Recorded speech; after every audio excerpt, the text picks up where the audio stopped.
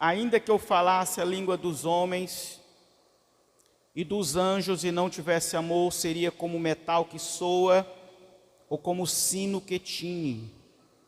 Ainda que eu tivesse o dom de profecia e conhecesse todos os mistérios e toda a ciência, e ainda que eu tivesse toda a fé de maneira tal que transportasse os montes e não tivesse amor, nada seria. Ainda que eu distribuísse toda a minha fortuna para o sustento dos pobres, e ainda que entregasse o meu corpo para ser queimado e não tivesse amor, nada disso me aproveitaria.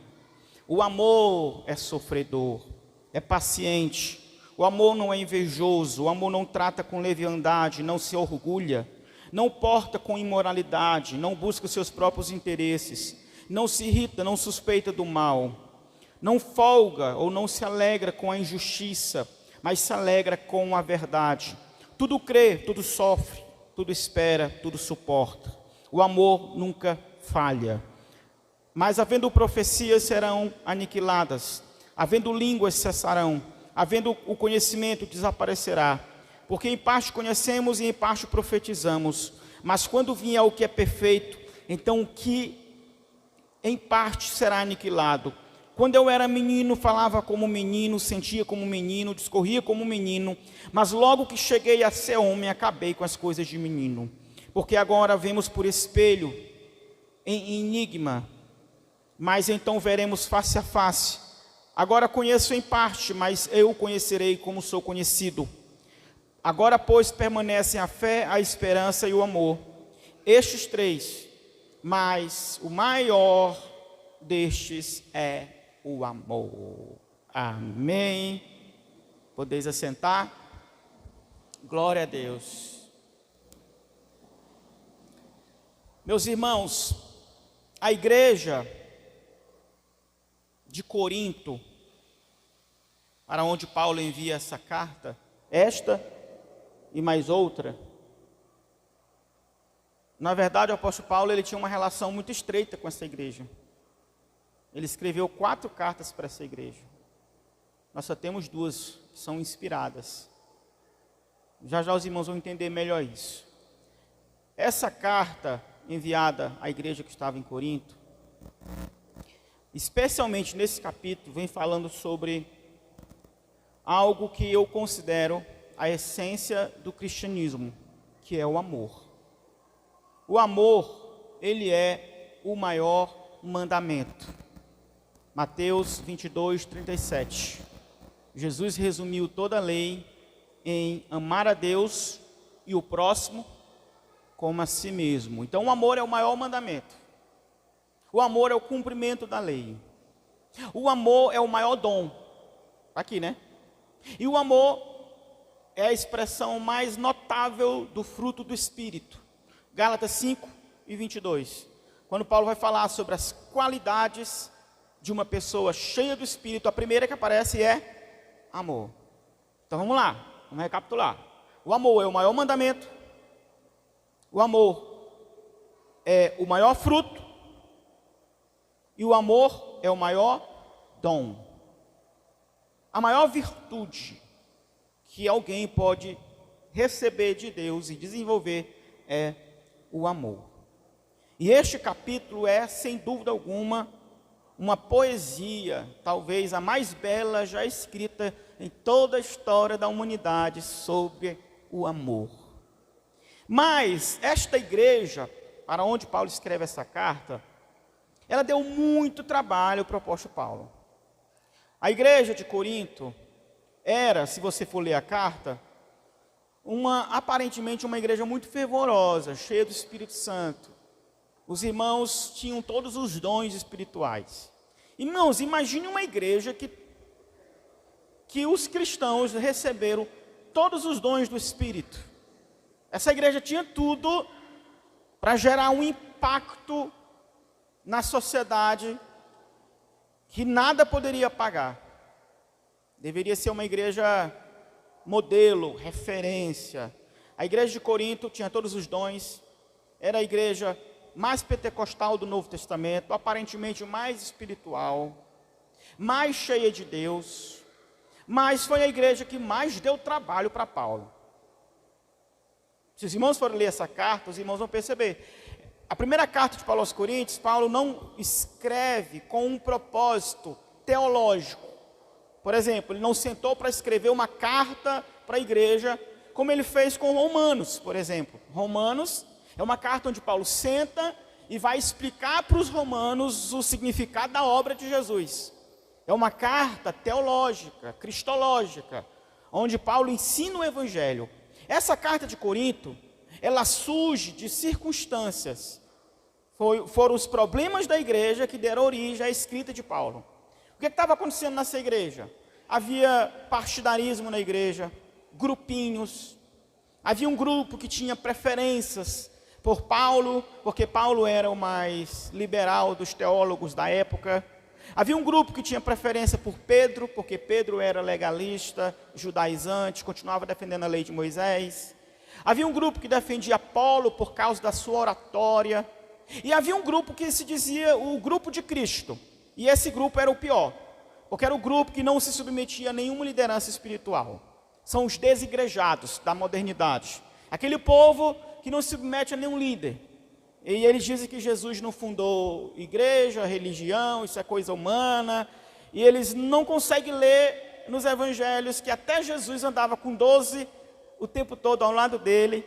Depois agregou mais 70, agregou 500 e assim vai. E por aí a igreja se estendeu ao longo da história. Então a igreja de Corinto, ela tinha esse partidarismo.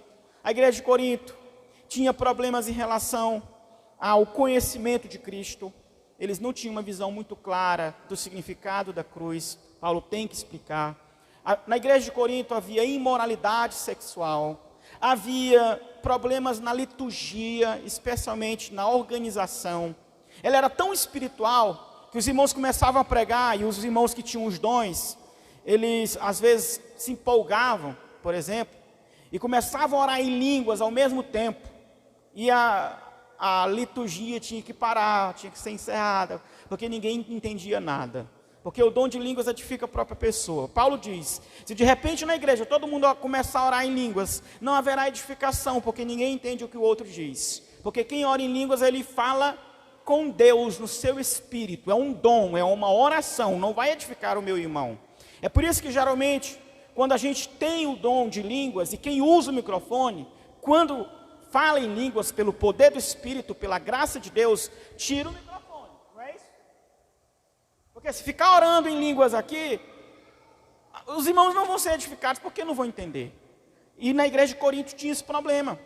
Na igreja de Corinto, os irmãos, eles tinham tantos dons de profecia, havia tanta gente que tinha esse dom, que os irmãos começavam a profetizar na hora da celebração. Aí Paulo diz, meus irmãos, vocês precisam ter consciência de que o Espírito Santo que está em vocês, ele não despersonaliza vocês. Vocês não perderam o controle. Então, muitas vezes Deus vai trazer uma palavra de profecia para alguém, não significa que vocês devam entregar essa mensagem na mesma hora. Espere um momento adequado, oportuno, depois da liturgia, depois da celebração, entregue. Porque o que estava acontecendo? Os irmãos recebiam uma palavra de profecia e eles levantavam a mão e profetizavam. E a liturgia da igreja de Corinto era uma desordem. Era uma bagunça. Mas eram espirituais. Tinham dons. Aí Paulo vai doutrinar a igreja sobre esse assunto. E ele passa um capítulo inteiro, no capítulo 14, falando só sobre o dom de línguas. Nós aprendemos muitas coisas nesse capítulo sobre esse dom tão precioso. Então a igreja de Corinto, ela tinha problema de liturgia, tinha problema de imoralidade, tinha problema na hora da ceia. Sabe o que estava acontecendo na hora da ceia? Antes da ceia especificamente, havia uma festa do amor, que era um costume que a igreja primitiva criou. Como havia muita gente pobre, necessitada, carente, os apóstolos pensaram assim, irmãos, que tal, como a ceia lá na igreja primitiva era toda semana, que tal os irmãos trazerem para a celebração uma cesta básica? Que tal a gente aproveitar também e fazer uma espécie de jantar? Nessa oportunidade desse jantar, os irmãos que não tinham talvez carne para comer, uma comida melhor, eles teriam uma comida mais digna antes da ceia, porque havia um jantar, uma festa do amor. Só que ao invés de os irmãos compartilharem a mesa, o pão, a carne, o suco ou o vinho, os irmãos faziam lá as panelinhas, ficavam lá os seus grupinhos separados, e ao invés de solidariedade, fraternidade, amor, havia briga, havia dissensões, havia comentários, preconceito, e uns irmãos até tomavam vinho demais. Quando iam para a hora da ceia, alguns irmãos estavam bêbados. Você acredita nisso? Na igreja de Corinto, eles perverteram até o sentido da ceia por causa desses conflitos que ocorreram antes na festa do amor. E Paulo tem que doutrinar, ensinar, corrigir.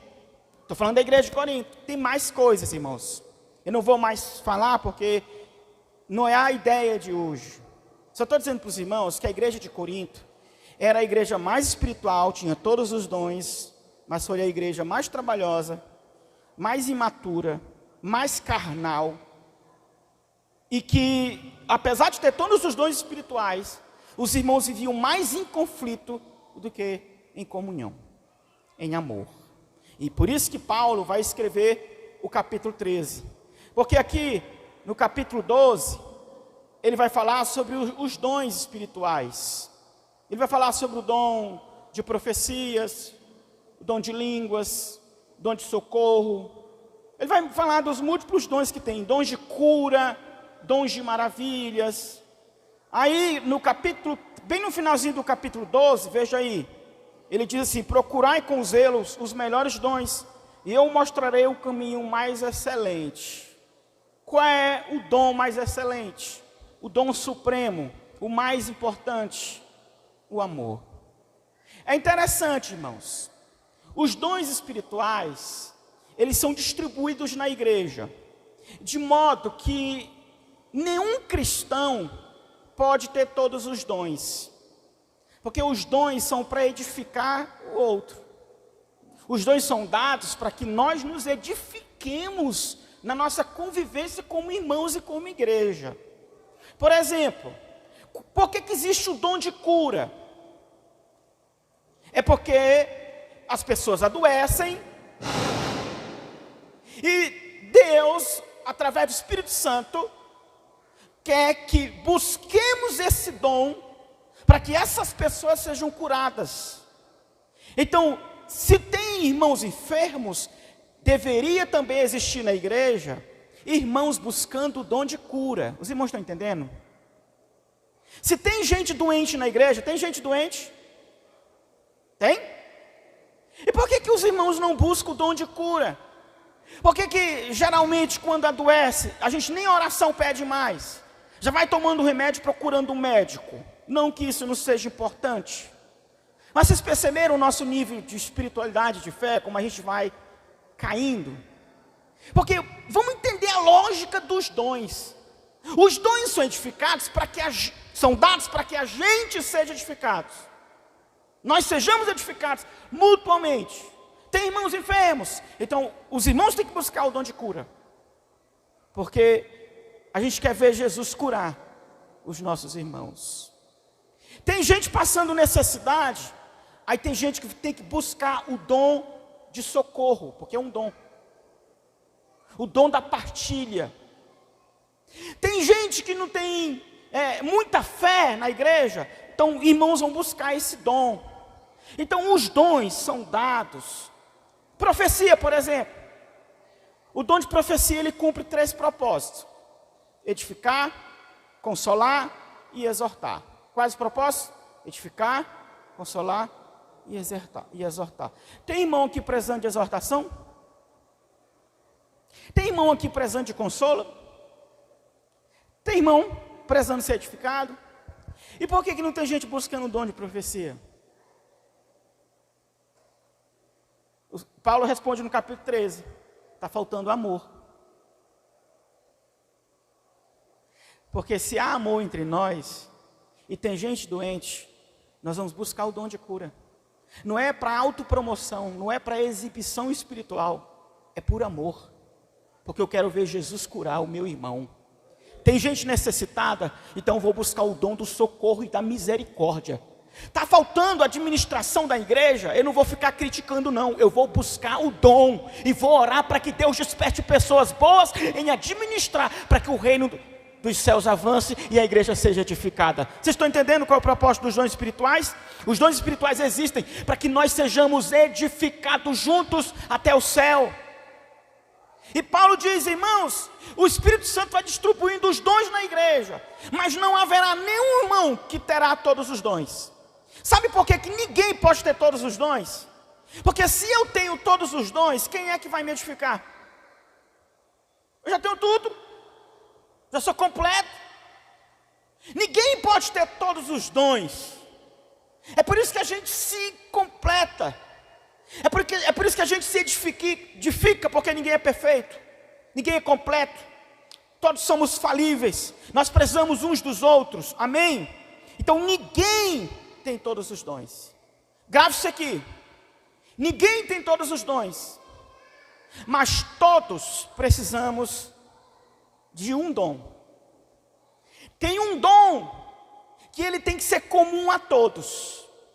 Biblicamente, não é necessário que todos tenhamos o dom de línguas, como historicamente o pentecostalismo clássico interpretou, como se uma pessoa que não orasse línguas não fosse espiritual o suficiente, não fosse cheia do Espírito Santo. Não é isso que a Bíblia ensina. Não é necessário que tenhamos todos os dons, não. Paulo deixa claro isso aqui, que nem todo mundo na igreja fala em línguas, nem todo mundo tem um dom de profecia, mas Paulo diz que tem um dom, que todos nós temos que ter.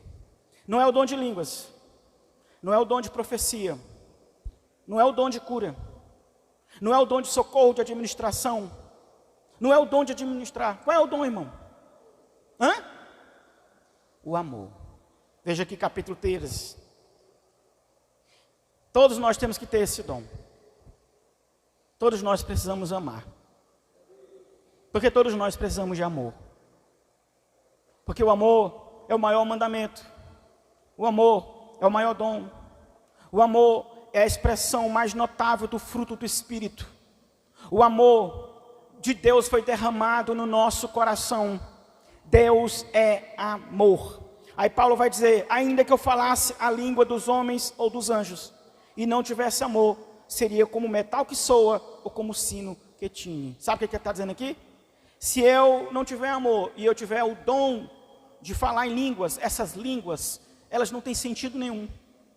São só palavras. Se eu cantar bem e não tiver amor, é só performance. É só um teatro. Não tem sentido. Não tem propósito. Paulo diz, ainda que eu tivesse o dom de profecia e conhecesse todos os mistérios, toda a ciência, ainda que tivesse toda a fé, de maneira tal que transportasse os montes e não tivesse amor, nada seria. É interessante isso aqui. Quer dizer que Paulo está dizendo que ainda que eu tivesse fé, a ponto de transportar um monte de um lugar para o outro, e não tiver amor, não é suficiente para me salvar. Ainda que eu distribuísse todas as minhas riquezas aos pobres, ainda que entregasse meu corpo em sacrifício para ser queimado, se não tiver amor, nada seria ou valeria. Veja lá, versículo 4. O amor é sofredor. Aí aqui Paulo vai falar, por que o amor é tão importante no meio da igreja, entre nós? Por que todos nós devemos ter esse dom? Porque o amor é sofredor. Tem tradução que diz, o amor é paciente. Irmãos, nós temos que ter paciência uns com os outros. Nós temos que entender que o sofrimento com alguém difícil faz parte do amor. Às vezes a gente se afasta das pessoas difíceis. Pessoas que machucam, pessoas que são difíceis de conviver, de lidar, porque tem uma natureza muito forte. Pessoas que nos magoam, que nos ferem, a gente tem a tendência a nos afastar. Mas Paulo diz aqui que o amor de Deus, o amor que é esse dom, essa virtude suprema, que esse amor que é fruto do Espírito, ele nos leva a suportar até mesmo os insuportáveis. Nós temos que aprender a sofrer. Por que a gente tem que lidar dessa forma com os outros? Porque é assim que Deus lida com a gente, irmão. Deus é muito paciente com a gente. A gente abusa da misericórdia de Deus. A gente abusa do amor de Deus.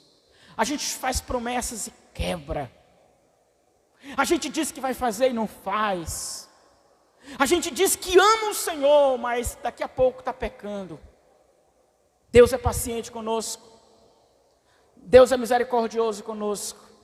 Nós temos que também ser com o nosso irmão. Então aquele irmão mais difícil que você acha na sua convivência, é a pessoa que mais precisa do seu amor. A tendência da gente é se afastar, mas a orientação bíblica é que eu devo amar. Por quê? É a pessoa que mais precisa. Eu aprendi algo muito interessante com um filósofo, que ele diz assim: se você conviver com uma pessoa que ela é mal educada, que ela é de palavras difíceis, duras, que ela é bem difícil mesmo de conviver, que ela é mal-humorada. Não tem gente assim? Parece que nunca está feliz. Parece que o semblante já denuncia que ela é difícil de conviver. Ele diz assim: essas pessoas, não olhe para ela com olhar de julgamento, não. Porque a vida delas é assim. Você só dá o que você tem. Então a pessoa que você vê extremamente difícil de conviver, é porque ela é uma pessoa sofrida. Ela não é feliz. Você só transmite aquilo que você é. Então, da próxima vez que você estiver convivendo com alguém muito difícil, e que a sua natureza e a sua carne falar assim: não, se afasta, deixa essa pessoa para lá, não insiste com ela, não ouça essa voz. Essa voz não é do Espírito, não é de Deus e não vem da sua palavra. A Bíblia diz que o amor é sofredor, é paciente. A Bíblia nos manda orar até por quem nos faz mal e nos persegue. Então, se é só uma pessoa difícil, é Deus te convidando a amar, porque ela precisa do seu amor. Amém, irmãos? Mas o que é que a gente faz? A gente se afasta. Tem irmão que, se a gente falar a verdade para ele, ele se isola. Vaguinho, zanga com a gente. Está aqui, irmão, o amor é sofredor, é paciente. Segunda característica, é benigno. O que é benigno aqui? É tratar bem, ser educado, ser gentil. Faz parte. Vocês estão entendendo por que o amor é a maior virtude? Porque o amor é um dom que todo mundo tem que ter. Por que o amor é tão importante? Porque é o mandamento mais difícil de obedecer. Por que Jesus resumiu toda a lei? Tinha quantos mandamentos na lei de Israel? Segundo os rabinos, 613. Segundo os rabinos. Jesus resumiu e reduziu para 2. E a gente ainda não obedece. E por que Jesus resumiu para o amor? Aí tu diz: não, é muito fácil, amar é fácil demais. Não. A coisa mais difícil na vida do cristão é ele amar. É mais fácil você pegar a sua Bíblia e colocar debaixo do braço e vir para a igreja.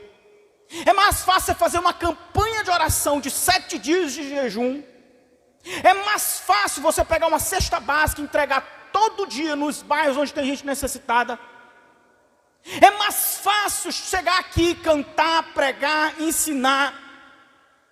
É mais fácil você fazer qualquer uma expressão religiosa na sua fé. É mais fácil do que você amar. Amar, irmão, é difícil. Por isso que é o maior mandamento. Por isso que é o maior fruto.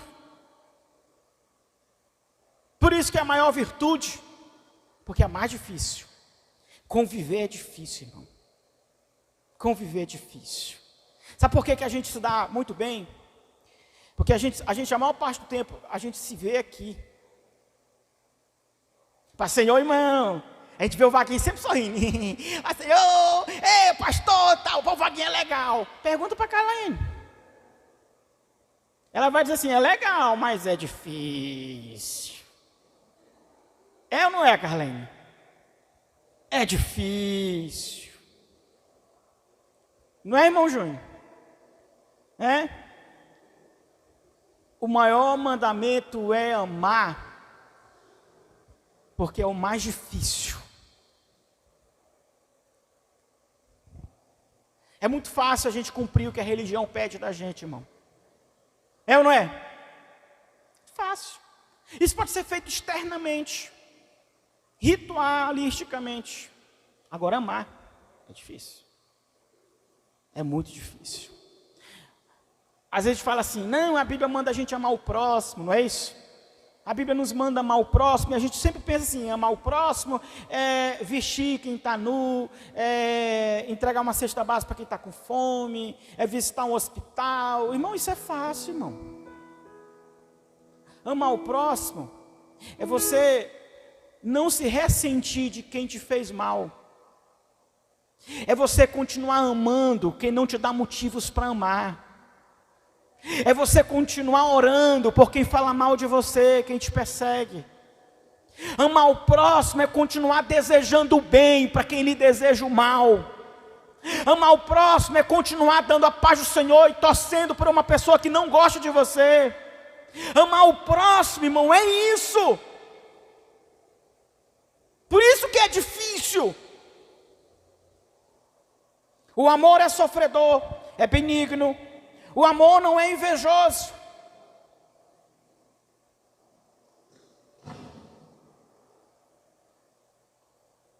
A inveja é um negócio terrível, irmão.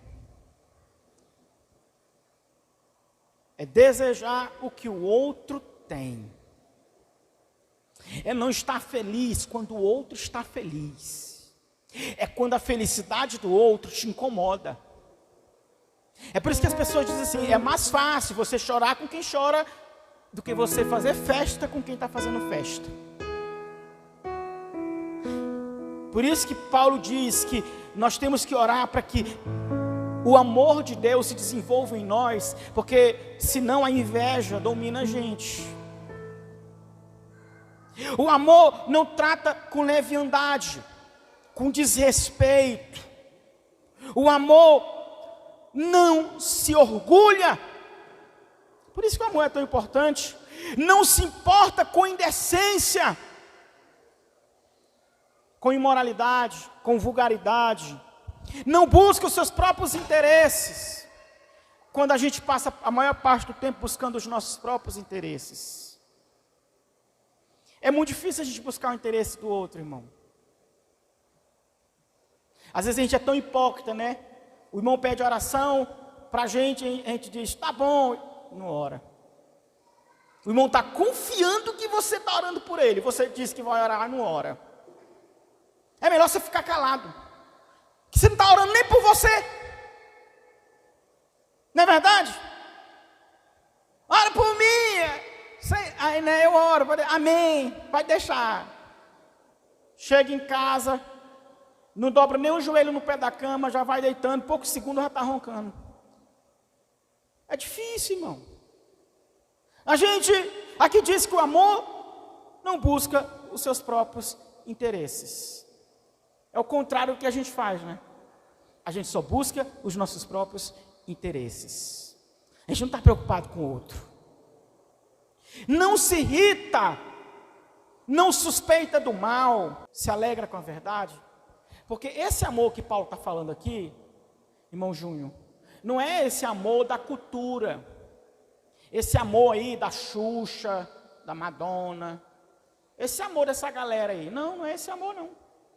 Esse amor aí do mundo, carnal, promíscuo, permissivo e liberal, ama quem aceita tudo. Esse amor aí, você não pode criticar, não pode dizer que está errado, porque senão você está fazendo um discurso de ódio, você é preconceituoso, você é intolerante. Esse amor aí aceita tudo, viva como você quer, seja feliz. Não é esse amor aqui, porque esse amor aqui, o amor de Deus, diz que este amor se alegra com a verdade. Porque nesse mundo aí, ninguém pode falar mais a verdade. Não pode. E o amor de Deus aqui diz que ele se alegra quando ouve a verdade. Irmão, é muito difícil a gente se alegrar quando alguém fala a verdade para a gente. Chegar a testa franze logo. Não, quando a gente vai chamar a atenção da pessoa, a gente olha para o rosto, chega muda. Fica vermelho. A gente percebe. É muito difícil. Você fala para as pessoas assim, não, eu gosto que fala a verdade mesmo, eu não gosto de hipocrisia. Mentiroso. Porque quando a gente fala a verdade, você fica zangado. Não é verdade? Está aqui. Mas o amor de Deus se alegra com a verdade. Porque a verdade, ela cura, irmão. Ela liberta. Se as pessoas continuarem falando só aquilo que você quer e que eu quero, você nunca vai mudar. Você nunca vai melhorar. As pessoas vão ser agradáveis para você, mas não vão ser verdadeiras. Não vão ser leais. Não vão ser amigas. As pessoas vão ser gente boa para você, mas não vão estar levando você ao teu crescimento, à tua maturidade. Você vai continuar um menino mimado.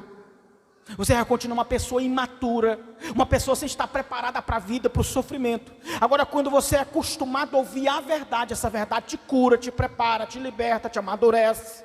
Amém? Você vive bem. Bom seria se todo mundo tivesse um amigo, só um, que falasse a verdade. Só um. Aqui na igreja eu tenho que fazer a campanha de oração para chamar a atenção do irmão. Oh, Jesus, não deixa esse irmão se desviar, não deixa esse irmão zangar. Porque tem irmão que é sensível demais, irmão. Se a gente fala a verdade para ele, ele não vem mais na igreja. Esse amor aí não é o do Espírito, não é o de Deus. Esse amor aí que não suporta a verdade é amor do mundo. Não é verdade? Ó, até redundância agora. Esse amor aí é do mundo. Porque o amor de Deus, ele se alegra com a verdade. Veja aqui, esse amor, tudo sofre, tudo crê, tudo espera e tudo suporta. O amor nunca falha. Por que esse amor é tão importante? Irmãos, Paulo vai fechando. Irmãos, se a gente puder guardar no coração tudo que está sendo dito pelo Espírito de Deus, a sua espiritualidade será mais sólida. Você será um cristão mais maduro, mais abençoado. Eu estou dizendo para os irmãos aqui, que não adianta você orar em línguas, profetizar, congregar, de você entregar a cesta básica, de você cumprir rituais da religião, de você fazer toda essa performance religiosa, se não tiver amor, se não conseguir conviver com as pessoas, se não conseguir amar pessoas difíceis, se não conseguir amar pessoas inamáveis, se não conseguir perdoar, se não conseguir socorrer, se não conseguir ter misericórdia, se viver cheio de ódio, de ressentimento, se magoou com qualquer coisa, não adianta. Paulo vai dizer assim, por que o amor é tão importante? Está aqui. Você acha que é difícil ou fácil desenvolver essas virtudes aqui? Seja honesto. Eu vou perguntar novamente. Vocês acham que é difícil ou é fácil desenvolver isso aqui? É fácil? Vocês estão entendendo por que o amor é o maior mandamento? Vocês estão entendendo por que o amor é fruto do Espírito e é o maior dom? Porque é a parte da fé mais difícil. Porém, Paulo diz assim: irmãos, deixa eu dizer algo para vocês. É difícil, mas de todas as virtudes que o cristão pode ter, de todos os dons que ele pode receber, o amor é o único que nunca falha, que não acaba e que permanece para sempre. Ele diz aqui no versículo 13, veja aqui: agora permanece a fé, a esperança e o amor, e o maior destes é o amor. Sabe o que é que Paulo está dizendo? O amor, ele é tão importante que ele vai permanecer conosco até o dia que nós entrarmos no céu. E é a única virtude que vai permanecer no céu. No céu, ninguém vai precisar de dom espiritual. No céu, ninguém vai precisar orar em línguas. No céu, ninguém vai precisar de profecia. No céu, ninguém vai precisar de cura. No céu, ninguém vai precisar nem de fé. No céu, ninguém vai precisar de esperança. Mas no céu não faltará amor. O céu é um mundo de amor. Amém?